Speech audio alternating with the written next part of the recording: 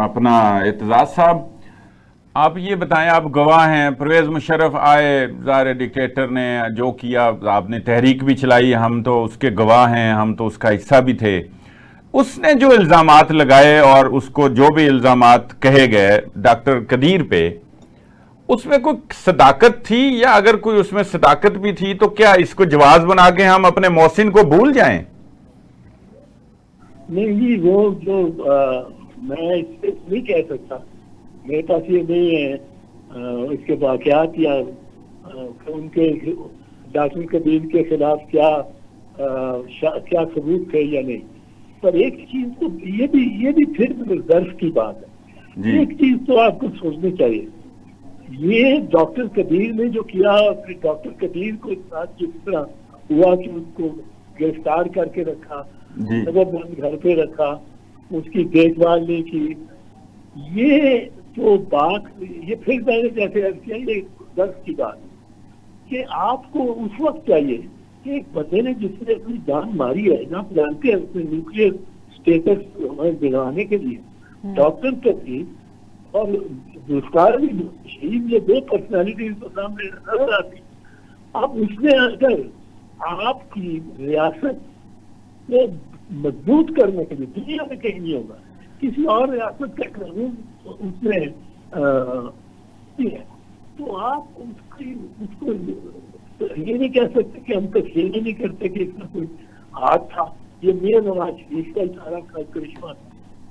ये कहना, ये जो मतलब है, बिल्कुल गलत बात है। उसमें कोई अगर वो आइटम स्ट्रगल नहीं किए, ये भी बता दूं, ये कहते हैं सुनेंगे, वो आइटम जो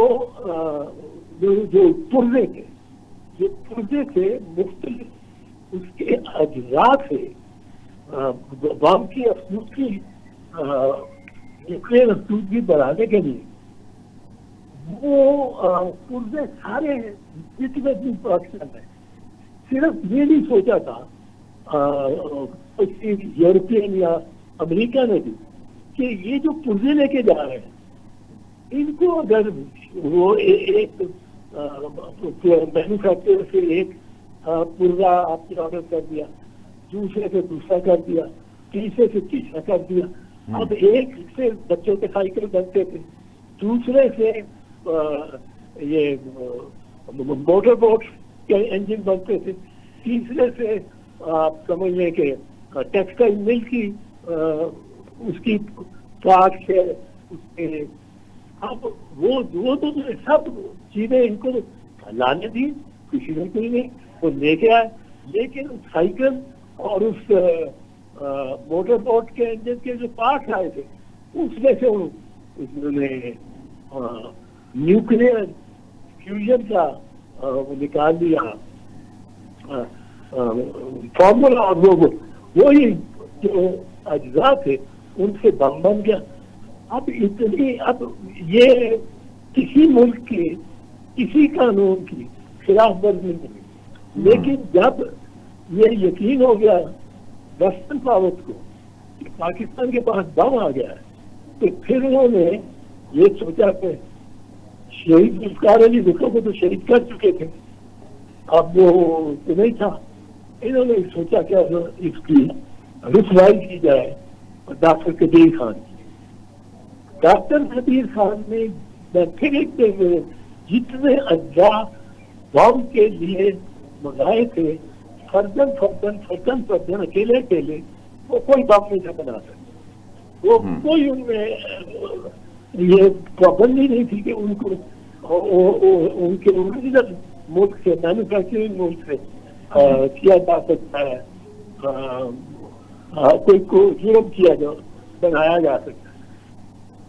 ये करिश्मा डॉक्टर का था कि डॉक्टर साहब ने उसको ये चीजें फिर से जो मंगाई और उसमें से ये बना दिया, और इसमें शहीद जुल्फ़िकार अली भुट्टो ने पूरा काम किया। मैंने कहा जितना इसमें माल पैसा लगना गिराओ, आज अगर हमने हमला करता है हिंदुस्तान और हम अपने पैरों पर खड़े हैं और चीन की सहारा है हमें, बिल्कुल अब इसको हमें रिकग्नाइज करना चाहिए। उसको भी तस्लीम करना चाहिए। अब हम इन दो ताकतों से के सहारे थे हम अपने पैरों पर खड़े हैं और बल्कि ज्यादा नुकसान कर रहे हैं हमला आवर हिंदुस्तान का। तो ये इन हमारे बुजुर्गों की ये देन है।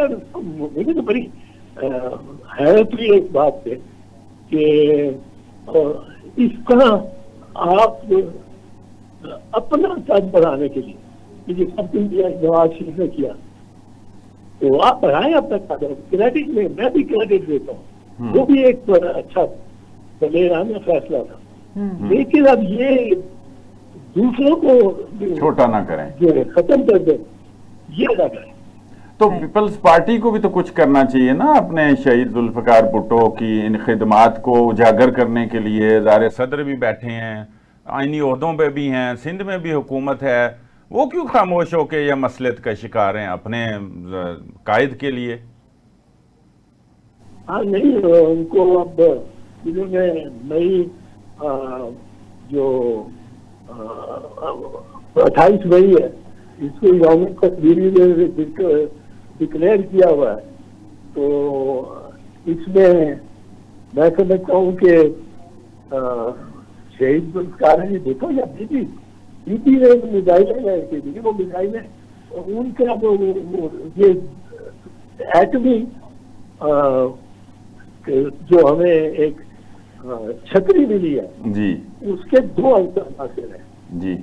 एक अंतर है बम जी, और वो दूसरा अंतर है उसको डिलीवर करना। बम बना के आप अपने घर में अलमारियों में रखें तो उसका तो कोई फायदा नहीं जी। उसको जाके कहीं लगना है और ये भारत को अच्छा हो कि ये मार सकते हैं जवाब अगर हमने कुछ ज्यादा इनको तंग किया तो वो मिसाइल है। मिसाइल टेक्नोलॉजी भी शहीद मिली कोरिया से लेके